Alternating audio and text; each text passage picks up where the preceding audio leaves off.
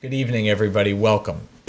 I'm Rabbi Josh Davidson, for those of you I don't know, the senior rabbi of Temple Emanu-El.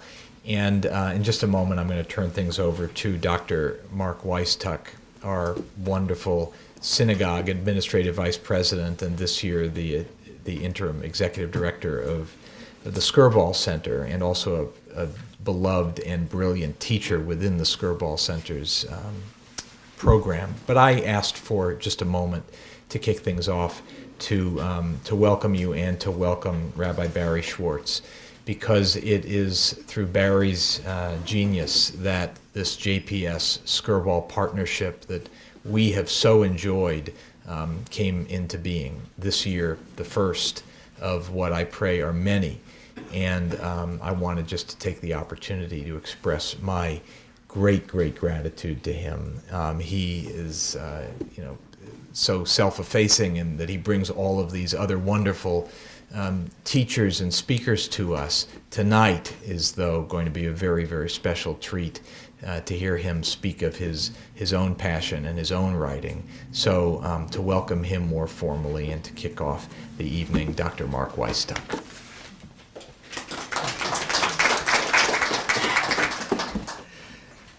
Good evening, everyone. I welcome and delighted to have you here. I'd like to begin actually with a commercial announcement. We have at our reception desk several bits of material, one of which is a catalog, a course offering guide for our upcoming spring semester. Hope you will take this, look through it, and register for as many courses as you can. Courses begin at the end of April.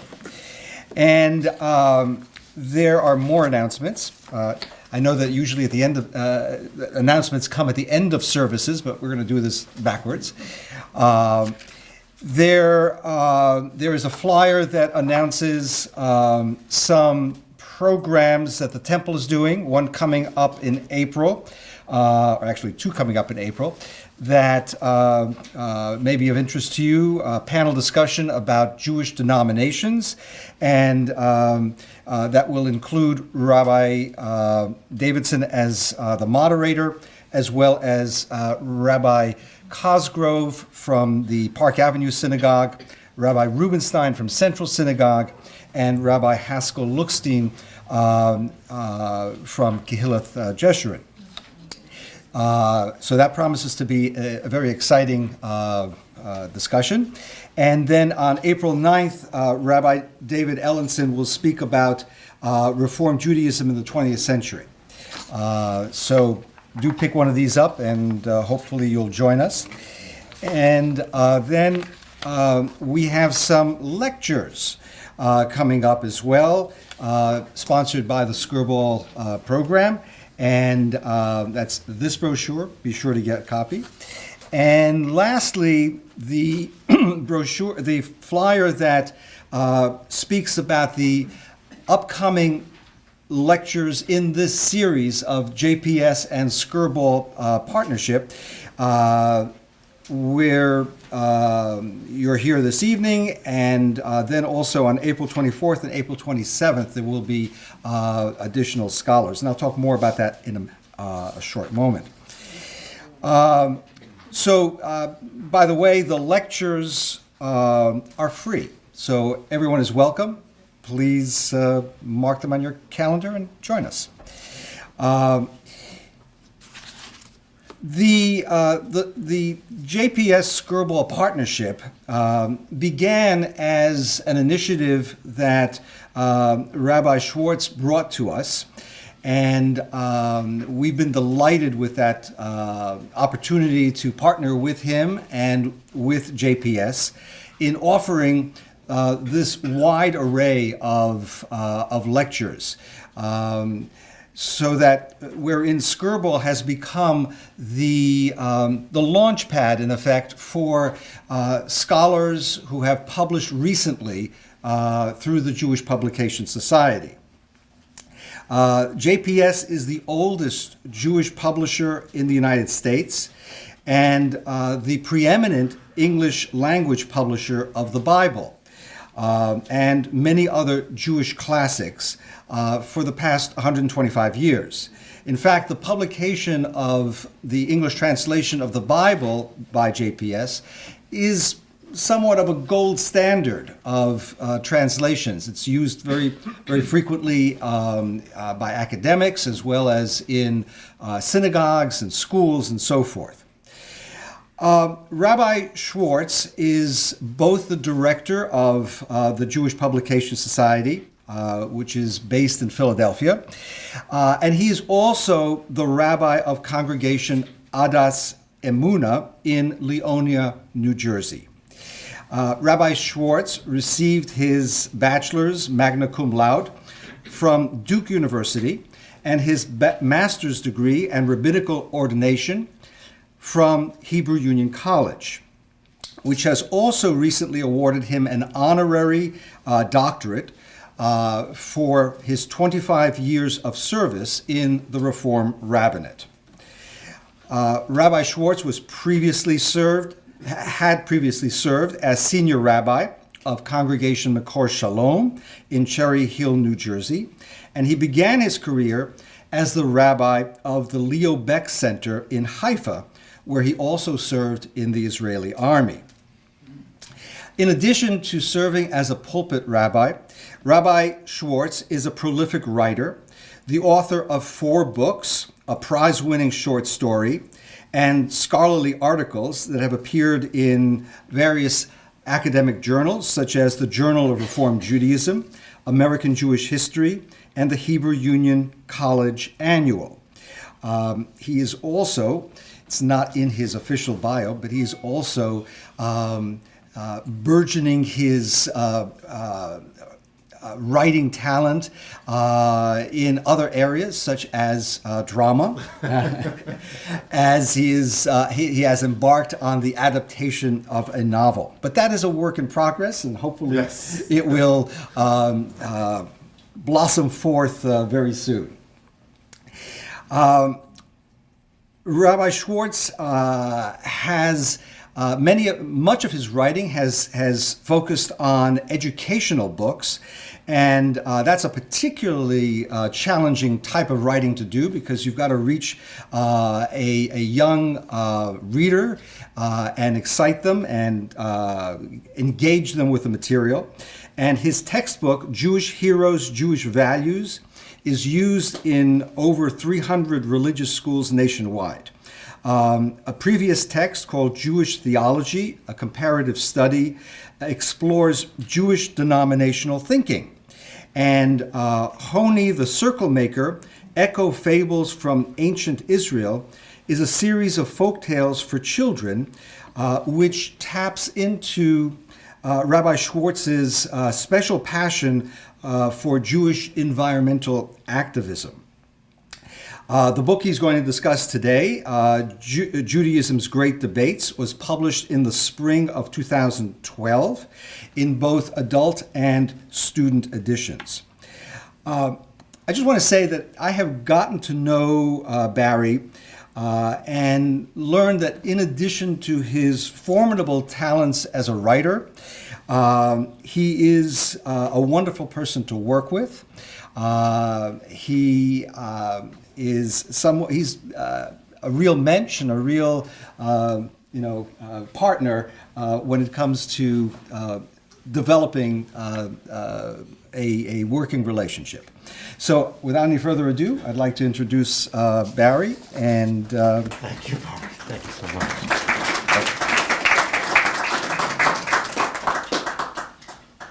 Mark, that was so good. I wish my mother could hear all that.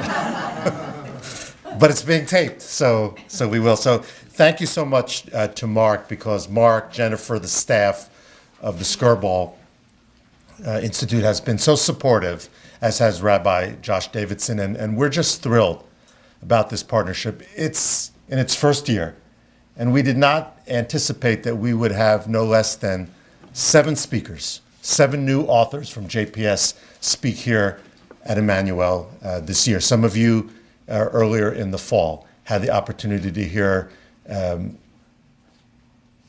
some fantastic Bible scholars, Professor James Kugel, Professor Lawrence Schiffman, some rabbis, some other authors, and we are not done yet because we have a wonderful Bible professor who will be speaking next month, and lo and behold, Ruth Calderon, the rising star in the Israeli Knesset.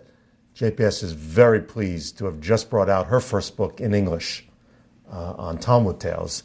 Ruth will be here for 1 week in June, and we have her coming here to speak as well. So a wonderful first year. Before Mark's introduction, how many of you had heard of JPS, knew what JPS stood for? That's wonderful. This is a highly educated group of people, of course. And we have just concluded our 125th year, having been founded in Philadelphia in 1888. And our second year of partnership with the University of Nebraska Press, the ability to link with a university press to do our production and distribution has enabled us to revive our what we call our acquisitions, our lists. And so we have many interesting works in the offing, and I'm confident because this is New York and this is Emanu-El and the Skirball Institute that we'll be able to bring many of our new authors to speak over the coming years. So we're very excited about this partnership and that hope it will thrive for many years to come. You know more than you wanted to know about me as well, but one thing Mark didn't mention is how did I come to write a book about debates? When I was in high school, I joined my high school debating team. Up there in Westchester County, New York, Peekskill, the northern tip where I was, my school district was nationally renowned in high school debate, and I loved debating, formal debate in high school. So as a rabbinical student, rabbis will know you open up a page of Talmud, you dive into debating. Judaism is replete with debate. I'll have more to say about that in my introductory remarks. And then a number of years ago, my debate experience came back to me. I was teaching post-confirmation at McCourt Shalom at Cherry Hill. And I said, I need a way to intellectually engage my students, 11th and 12th graders. I said, what happens if we were to stage formal debates in post-confirmation class? Affirmative teams, negative teams, with resolutions, with rebuttal, and me as the judge. I want to tell you something. These 11th and 12th graders, they ate it up. These were some of the most exciting classes that I've taught in 25 years in the pulpit. Now, some of these kids were budding lawyers, you could tell, but not all of them. But debate was a wonderful way to engage these individuals. That's what led to the development of this debate curriculum, which led to this book for adults, and Berriman House publishing Judaism's Great Debates in a student edition for middle schoolers and young high schoolers. So with that, what I would like to do in the hour that has been allotted to me is make some general remarks about the central place of debate in Jewish tradition, that I always find it worthwhile to take a case study. Now, I had my case study all set, and then I remembered that Mark, the executive director, heard me speak on this topic at the Reform Biennial this past December and December. So I said to myself, I can't bore Mark. I'm going to have to choose a different case study. So in Mark's honor, I have done that this evening. The first part of my presentation, Mark, with your indulgence, will be similar to what you have heard. And before I go on, I do want to mention that I have two dear friends here with me this evening. Billy Grassi, who's sitting in the back, has been a friend of mine since college when we met at the Hebrew University in Jerusalem during our junior years abroad. And we have remained friends since then. It's wonderful to have Billy come out this evening. And Joe Shapiro is a more recent friend from Leonia. And Joe, thank you for being here as well. My mom isn't here, but her dear cousin, Roberta, is with us this evening too. And so welcome to my mishpucha in the largest sense. So let me begin the introduction by quoting from the great Talmudic sage F. Scott Fitzgerald, who famously said, "The test of a first-rate intelligence is someone who can hold two opposing viewpoints and still remain fully functional." Now, by that criteria, the Jewish people are very smart, because we love debate, and we've been debating for 2,000 years, ever since Abraham's famous debate argument with God in the book of Genesis. In this book, I chronicle 10 great debates. I've always been fascinated by turning points in Judaism, especially intellectual turning points in the development of our tradition. And I believe that these 10 debates, 4 from the biblical period, 3 from the Rabbinic, and 3 from the modern period, represent turning points in the intellectual development. So you could say that this slim little book is really an invitation to an intellectual history of Judaism. But I would say this: not only are debate and disputation encouraged within Judaism, here's my thesis, they are at the heart of Judaism. The great debates are still being argued today. Have you thought about Judaism not as a series of resolved doctrines, but as a tapestry of unresolved arguments? That's the approach that I take in this book. Every culture that values something deeply develops a special vocabulary to enrich that culture. The Talmud is replete with debate, and it coins a unique Jewish expression, machloket l'shem shamayim. This will be on the test after the session today. It's the first Hebrew expression you need to know. Machloket l'shem shamayim, an argument or a debate for the sake of heaven. The tractate Avot famously teaches every debate that is for the sake of heaven will make a lasting contribution. Every debate that is not for the sake of heaven will not make a lasting contribution. So our sages understood that debate for the right reason enhances Judaism. Debate for the wrong reason detracts from Judaism. Who was the most famous debating pair in Jewish history? Hillel and Shammai. Well, maybe after Abraham and God. A wonderful passage in the tractate Eruvin states, for 3 years there was a dispute between Beit Hillel, the house of Hillel, the disciples of Hillel, and Beit Shammai. The former asserting the law is in agreement with our views, the latter contending the law is in agreement with our views. Then a voice from heaven announced, Elu ve'elu divrei Elohim chayim. Both are the words of the living God. You may have heard that expression before. Deep respect is given to both schools because both schools are seen as expressing the truth as they see it and have the welfare of the community in mind.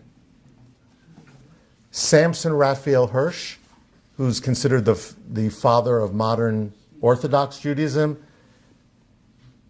said, both views in a debate will have permanent value because they shed new light on the issue under debate and will have contributed to the attainment of the proper understanding of the question discussed. They shall be remembered as advancing the cause of the genuine knowledge of truth. And Rabbi Nachman of Bratslav went even further. This, I was so impressed when I came across this in my research. He calls debate the holiest form of communication. Why? Because in his opinion, it echoes the divine process called tzimtzum, of making space for the creation of something new. He explains that just as God enters into an act of self-limitation in order to make the possible the created world, so worthy debaters restrain themselves in order to make room for opposing viewpoints. As Rabbi Or Rose comments on the Bratslaver, when we disagree with one another, when we take sides, we create the necessary space for the emergence of new and unexpected ideas. Without machloket, without debate and argument, the horizon of human discovery would be severely limited. You see, it's easy for two people to stand and argue, simply argue with each other. But when you're engaged in a worthy debate, you don't just talk. You don't just espouse your view. You listen and truly try to comprehend the opposing viewpoint. In order to respond to it, to rebut it, you need to be both a listener and a talker. There are a variety of wonderful stories in the Talmud that enhance debate. And there's a famous story in which the rabbis continue to debate and debate. They ignored a variety of divine signs. And at the end of this great debate, God laughs and replies, my children have defeated me. They have defeated me. So we learn that apparently even God loves a good debate. The defiance for the sake of legitimate argumentation is termed by our tradition. Here comes the second term you need to know for the test. Chutzpah klapei shamayim, which I translate as holy chutzpah. Abraham was unafraid to debate with God. Moses was unafraid.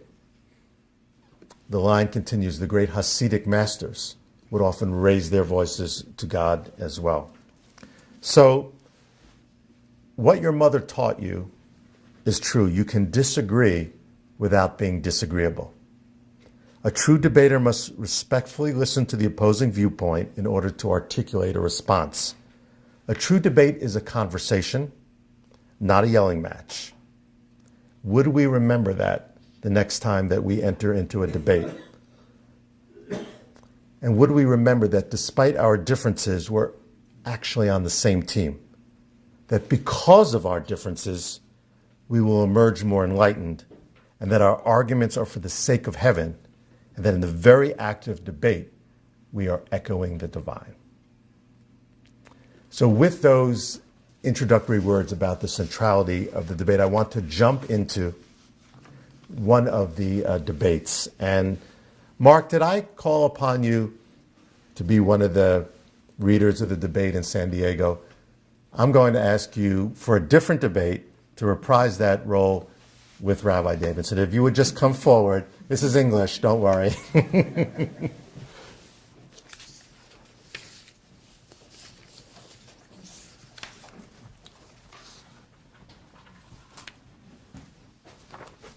Rabbi Davidson is going to portray one of the great rabbis of all time, Rabbi Yochanan ben Zakkai. I'll set this up in a minute. And Mark is going to portray his nephew, named Abba Sikra. Now let me give you a little bit of background. This is one of the debates from the Rabbinic period. This debate takes place during the Roman occupation of ancient Israel, around the time of the eventual destruction of Israel by the Romans in 70 CE. I believe that Rabbi Yochanan ben Zakkai, how many people have heard that name before? A good number. Is one of the top 10, arguably one of the top 5 figures in Jewish history. Because he is the person more than any other that makes the transition from biblical Judaism to Rabbinic Judaism. He is the disciple of Hillel, and he prefigures Akiba. Those are the great three rabbis of the Rabbinic period. But he witnessed the destruction of his country, and he helped mold a new form of Judaism that could survive the destruction and enable Judaism to thrive in the diaspora without a homeland. I wish I could give an hour on Yochanan ben Zakkai, but that's what you need to know for these purposes. And one other thing. He had a very specific view, we shall call it the view of accommodation toward Rome, because he felt that was the only way that Judaism and the Jewish people would survive. Now, a lot of people do not realize that one family gave rise to incredibly divergent viewpoints in this great debate. Because Abba Sikra, that was his nom de plume, not his real name. Abba meaning father, Sikra of the Sikari. Sikari were daggers. These were the daggers carried by Jews, by some Jews at that time, used in assassinations. And I will tell you something. Not so much assassinations of Roman occupiers, but assassination of fellow Jews. He was their leader. He was a radical opponent of Roman occupation at all costs. Same family, his nephew. Yochanan ben Zakkai's daughter's son. Now, a disclaimer. We don't have actual historical evidence that nephew and uncle actually sat in the same room debating. But what we do have, not only are there separate words, but we have a piece of dialogue that repeats itself twice in two different rabbinic sources where it almost seems like they're in the same room because they seem to be having a conversation. So with a little poetic license, in the book I use italics and regular print, I've put together, as I did for each of these chapters, a recreation of a debate that could have happened because it's based on their words. Just like in a later chapter, one that I did at the biennial, I have Spinoza debating the Amsterdam rabbis. We know that Spinoza was excommunicated in Amsterdam. We have the Edict of Excommunication. We don't have the record of what went on behind closed doors at Congregation Talmud Torah. But we can surmise from records and writings of Spinoza what would happen, so I recreate that debate. We'll explain after this debate why I think this is such a significant debate. And these are short. These were written to be basically one page long.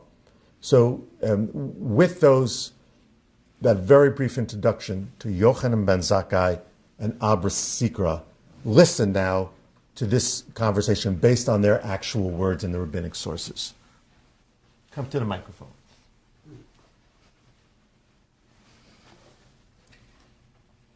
As you have heard, I commanded that the storehouses of Jerusalem be burnt. We must fight the Romans at all costs. If it takes starving our countrymen to make them fight, so be it. Whoa! Why do you make that exclamation? Because so long as the stores were intact, the people would not expose themselves to the dangers of battle. Now that you are starving them, they will become desperate and they will fight. That's exactly what we intend. My children, why do you destroy this city? And why do you seek to burn the temple? For that is exactly what Vespasian will do to us if you rise up against him.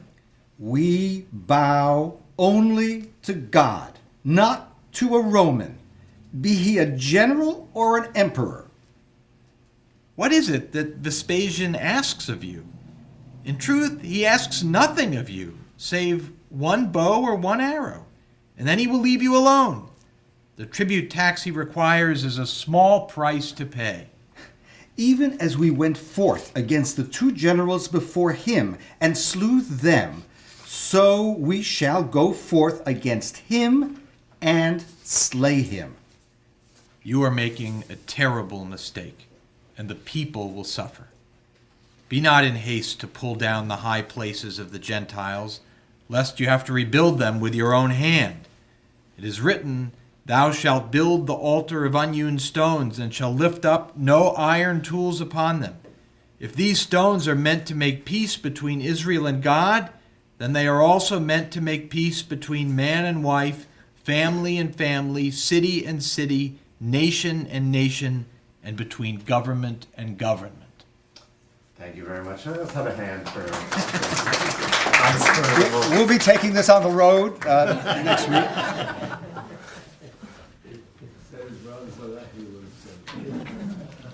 You know, somehow Mark is just too nice a figure to be the head of the Zealots.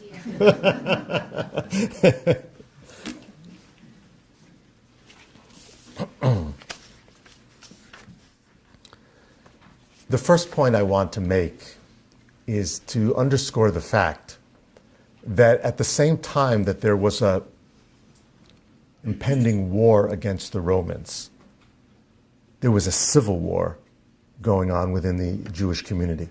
Now, if you think back, the same thing occurred during the Hasmonean revolt. If you read the book of Maccabees carefully, you'll see that the Maccabees, from Mattathias to Judah to Simon to Jonathan, they went after their fellow Jews at the same time that they were engaging in guerrilla warfare against the Greek Seleucids. The same thing happened once again in this troubled period of Jewish history. What they are debating about is what I would call resistance to evil. That's the grand theme. Yochanan ben Zakkai is convinced that resisting militarily against, in this case, the greatest military power in the world will be suicidal. It will result in the destruction of the country and the destruction of culture. Abba Sikra can't disagree more. With that zeal of Mattathias and other revolutionary zealots before him, his argument, the argument of the Sicarii, was resistance at all costs. Military resistance. Live free or die. We bow only to God, not to human tyranny. And that's the lesson that we're going to learn in a few weeks once again from the great liberation teaching of Passover, of the Exodus. And so Abba Sikra and the most radical, they were willing to turn on their own people to try to eliminate dissenters, but also to agitate the population, even through starvation, even through the burning of food stores, which we have the evidence they did, in order to rile up the population. And by the way, it's no secret that just what Ben Zakkai feared happened. The Romans sent in 3 of their best legions. The country was leveled. The temple was destroyed in 70 CE. You know what's remarkable is that 55 years later, in 125 and then again in 135, there was a second and third revolt. You have to understand the view of Abba Sikra was a powerful one. The view of militarism had a strong hold on the people. In that second revolt, the second and third revolts, the third great rabbi that I mentioned, Akiba, he wasn't at all like Yochanan ben Zakkai. He actually sided with Bar Kokhba in the revolt, and he was martyred, along with many rabbis in Rome. And by the way, that's part of the period of history of the great novel As a Driven Leaf by Milton Steinberg. That's the novel that I am continuing to adapt into dramatic form. And Phyllis and Sandy Schwartz and others in a reading group have helped me by reading aloud to learn that it's one thing to write history books, it's another thing to write drama. Well, so I'm working on it, and I'm hoping that by the end of this year, we'll be able to have a staged reading of this play, because this year, 2014, is the 75th anniversary of As a Driven Leaf by Milton Steinberg. Back to this debate. I'm going to bring it to some contemporary relevance momentarily. But I do want to add the remarkable denouement of this story that is part of a legend that you may have heard about. When things were looking desperate in Jerusalem, Yochanan ben Zakkai decides to sneak out of the city. He wants to meet with Vespasian and has a request. He turns to none other than his nephew, Abba Sikra. And in a remarkable description, we don't necessarily know the full historical veracity of this, but the legend appears in multiple places. His nephew, who was so opposed to his viewpoint, have you heard this story?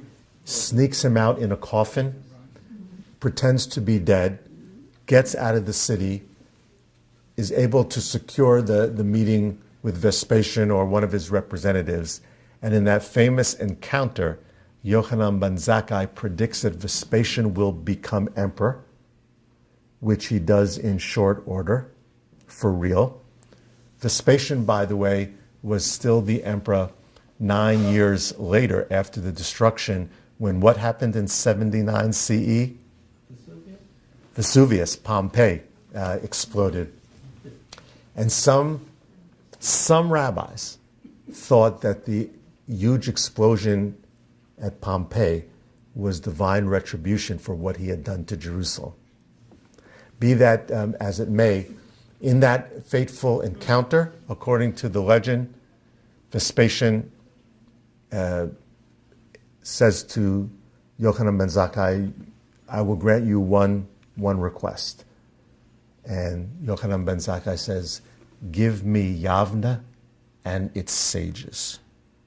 Give me the opportunity to establish an academy of learning in Yavne, central Israel, which he did establish, which became the beacon light of Jewish learning in those dark years after the destruction, and which enabled Rabbinic Judaism to take shape and thrive.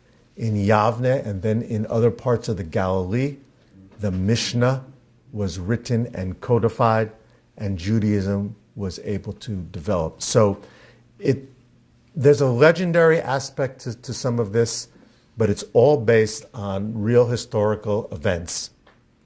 And remarkable that in one family, as we know, revolutions can tear families apart, that you would have the leader of the accommodationists and the leader of the opponents in one family. So I don't think we need to think so difficultly in terms of how this great debate continues to resonate, not only in Jewish history, but beyond. What do we do in the face of evil? How do we resist evil? So I'll take one question facing Israel, and therefore by extension the Jewish people right now, today. It's been on my mind a great deal. And I'll ask you to help me articulate what would be a Ben Zakkai position and what would be a Abba Sikra position. Iran. The threat of nuclear weapons from Iran. Would somebody be bold enough to articulate, either because you feel this or for intellectual ones, the Ben Zakkai position and the Abba Sikra position. Go ahead. No, I'd like to put forward my position, and my position, and that is that Iran. If you have all these different countries that surround Iran, they all have the atom bomb. Or nuclear, whatever the technicalities are, all of which can reach Iran in a matter of moments. I think it would be folly for a country like Iran to walk away from having one. It's quite a different story for Ukraine. Hold on. So one thing at a time. What position are you taking vis-a-vis resisting the evil of a nuclear Iran? Well, and if everybody in the neighborhood has it, and people have had it for decades in some cases, I'm not so sure it's correct to talk about it in terms of good or evil. Okay, but you're taking a realpolitik view and an accommodationist view, essentially. And actually, that's, to make any sense out of what the argument the Talmudists is, it has to be one was a realpolitik and one was a wild notion that caused bloodshed and the loss of terrible lives. So in the same way that Yochanan ben Zakkai said, you know what, step away from seeing Rome as the evil empire and only bad and only to be opposed. Understand that we're going to have to make accommodation with the realpolitik of Rome being the hegemonic power in here. So you would be closer to a view of Yochanan ben Zakkai. Does everybody agree, or would somebody like to espouse a different view? Yes. I think that we have to believe what people tell us. And I think we in our history have not always understood that. We as Jews have not understood the depth of the pravity and hatred that people have for us. We could not believe that Hitler meant to kill us all. And when Iran talks about the extermination of the state of Israel, our generation has to understand what these words mean. And I don't think you can abridge over niceties, sanctions, all kinds of other things, and say, well, go away, he's really not a bad guy, maybe we'll get regime change. When you talk about the extermination of the Jewish people to a generation who have survived that and a generation who've grown under, experienced that. I've lived in Israel long enough to know what that is. I don't think you can talk about the nicety. You have to prepare yourself for what you need to do to prevent this. This is a very powerful statement. What is your name? Hank Citron. Hank. Was everybody able to hear Hank in what he said? Hank gave a very powerful statement. I would say more in line with the Abba Sikra position. Look, take people at face value. They mean what they say. In the same way that Antiochus Epiphanes had a genocidal hatred, developed it, and was willing to wipe out the Israelites at one period. The same thing with the Romans. As it says in the Haggadah, it may sound paranoid, but it's there. Bechol dor v'dor, in every generation, someone will rise up who seeks to destroy us. And understand, the 20th century proved that truth as much as any other. So understand that Iran's repeated statements about wanting to wipe Israel off the map, repeated statements that Zionism is a cancer in humanity, need to be understood as just that, and that we cannot allow a regime with leaders such as this to acquire weapons of mass destruction, and so militarily they need to be opposed. Who is we? Who is we? Talk about Israel, that's one thing, possibly. But as far as we, are you asking Americans to participate in bombing Iran? That's apparently what they would love to do. That's getting far afield, but I was talking about Israel. I was talking about Israel in this case that lives a lot closer to those missiles. So I think we had well expressed a more of an accommodationist viewpoint and more of an activist viewpoint. Anybody else want to weigh in on one side or the other with these viewpoints?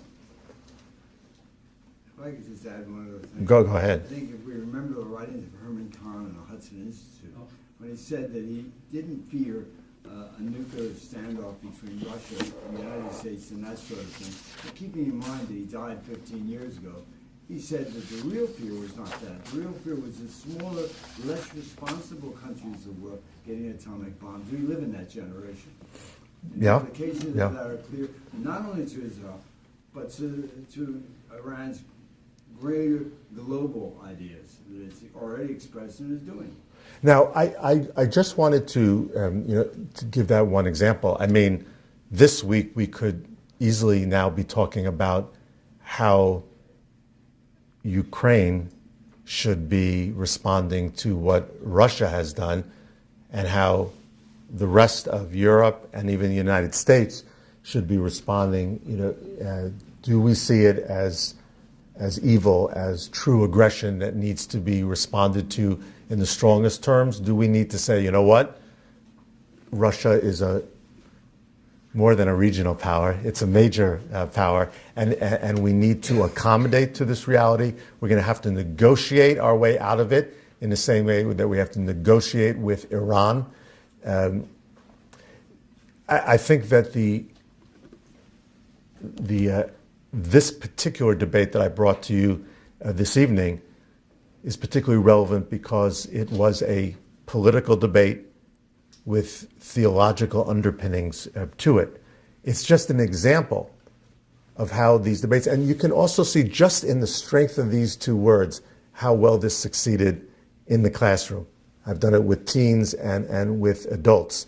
And so because I only have about 10 minutes left in this hour, what I would like to do is move toward a conclusion, but just by very briefly surveying some of these great debates, just by identifying them and what the enduring issue may be. So before I go into the conclusion, any further comment or question on this debate or the contemporary scenario that we just talked about for a minute? Yes?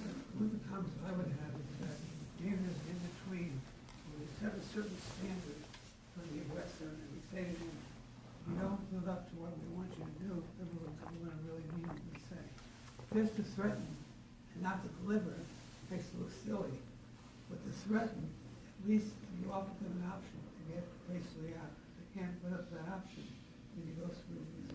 You know, I read a piece just yesterday critical of our president for threatening without backing up those threats. So what you're saying here is a strong response is to set some conditions or standards and then to live up to them. So I understand your point, because just rhetoric in the face of it is not going to accomplish a whole lot. I appreciate that point.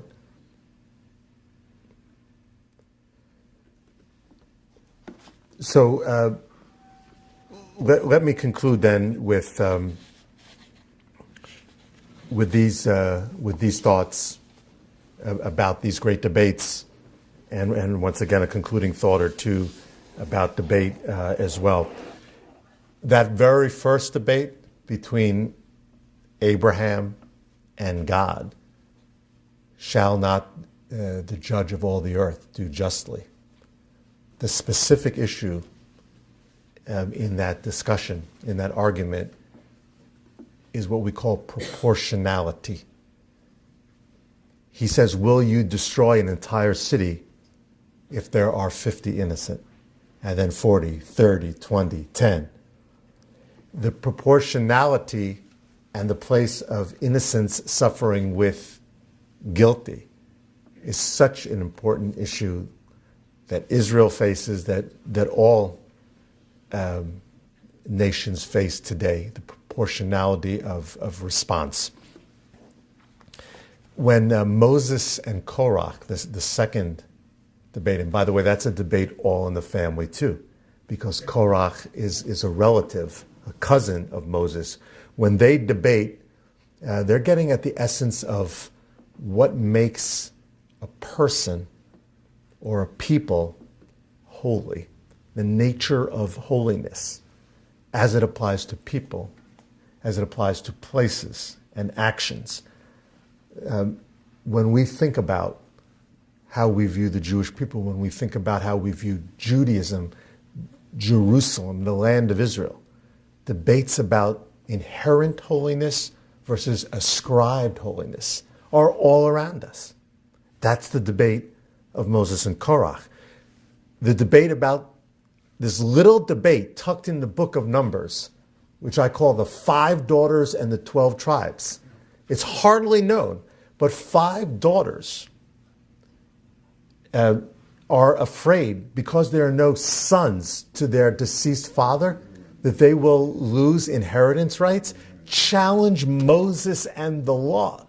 Moses takes this to God, according to the Torah, and God says, Banot Zelofachad, the argument of the daughters of Zelofachad, the man, is just, and biblical law changes.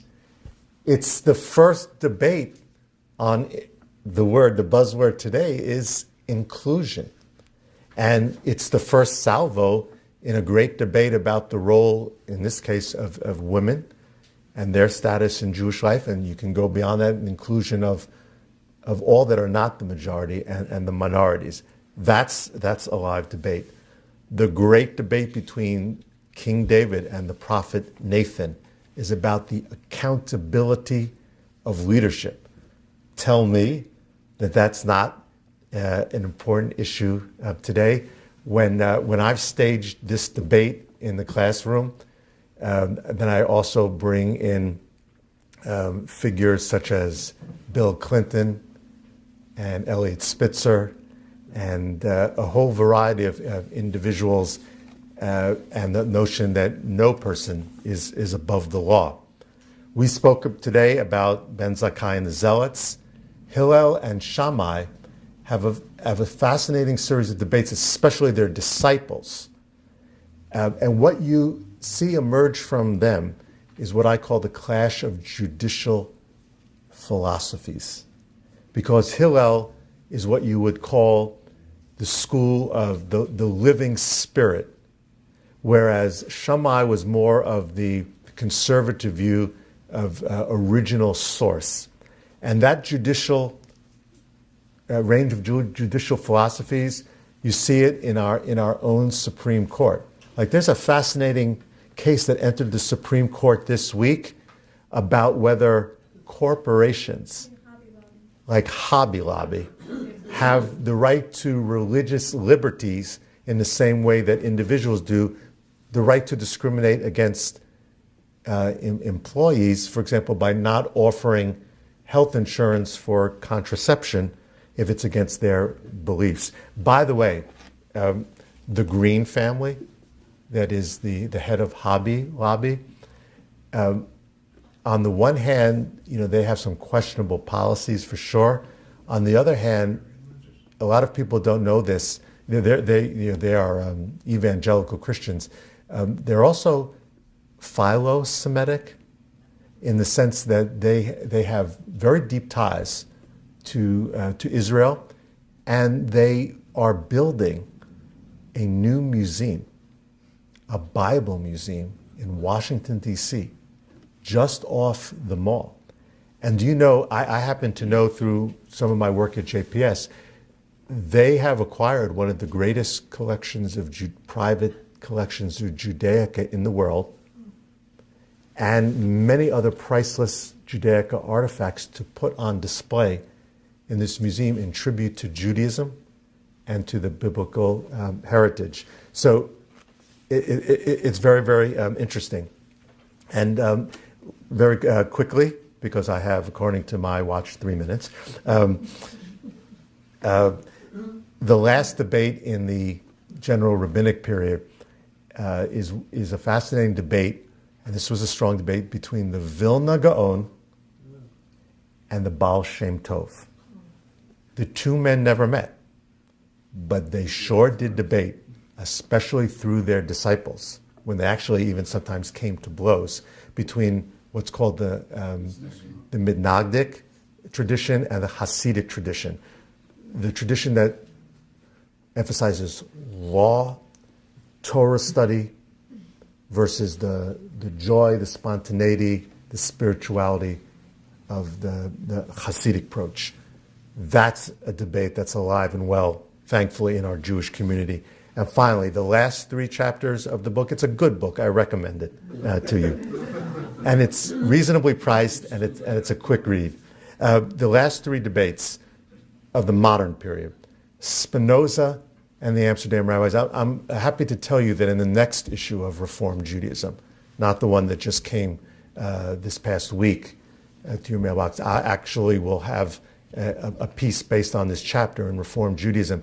The debate between Spinoza and the Amsterdam rabbis resonates throughout that. David Ellenson in this building a year or 2 ago, in speaking about Spinoza, said, there's not a Jewish question we ask today that is not a result of Spinoza's challenge to Judaism. Ellenson said it downstairs in the auditorium, and he's right about that. That's a fascinating debate. The debate that Mark heard me stage and participate in at the biennial was the great debate. I love this debate between 3 rabbis in Germany who knew each other in the 1840s. Abraham Geiger, Zecharias Frankel, and Samson Raphael Hirsch. The fathers, if you'll excuse the language, of Reform Judaism, Conservative Judaism, and Orthodox Judaism. This is the debate that bequeathed modern Judaism, the streams of modern Judaism as we know it. I believe that 19th century Germany is the most underappreciated, understudied period of Jewish history. And who we are today emerges from that time and that place. The final debate that I chronicle is the great debate on Zionism, the great debate between Theodor Herzl and Isaac Mayer Wise, often considered the father of modern Judaism. A lot of individuals don't know that once again, these men never met. Theodor Herzl never came to the United States. But again, I will tell you, these men debated vociferously about Zionism, about whether Judaism is a religion or an ethnicity. And their words about each other were sharp. They had very different views. Isaac Mayer Wise and many of the early classical Zionists, reformers, were not Zionists. And it took a long time for the movement as a whole to embrace Zionism, as many of you know. So that's the last debate in this book that I chronicle. And so with that, let me say that a worthy debate, once again, is not an argument. It's a conversation. The Talmud itself wonders why the opinions of Beit Hillel prevailed so often. And the Talmud answers its own question by saying, quote, because the followers of Hillel were gentle and modest and studied both their own opinions and the opinions of the opposing school, and always mentioned the words of the other school, Shammai, with great respect and humility before their own. As Joseph Telushkin comments, it says something about Judaism that both Hillel and Shammai and many of their followers remain revered figures in traditional Judaism, even when they embody opposite approaches to the law and to life itself. It isn't simply the answer that is prized, it is the argument itself, the culture of disputation, the wrestling with the truth.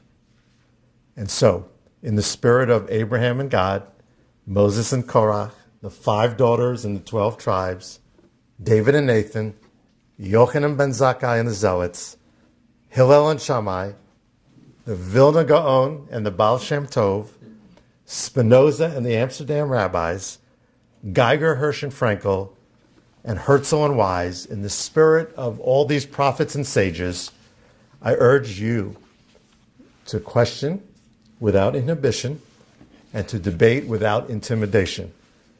Seek out those opportunities, for they are the lifeblood of Judaism. Seek out those opportunities with a measure of holy chutzpah, because even God loves a good debate. Just make sure your argument is for the sake of heaven. Thank you very much.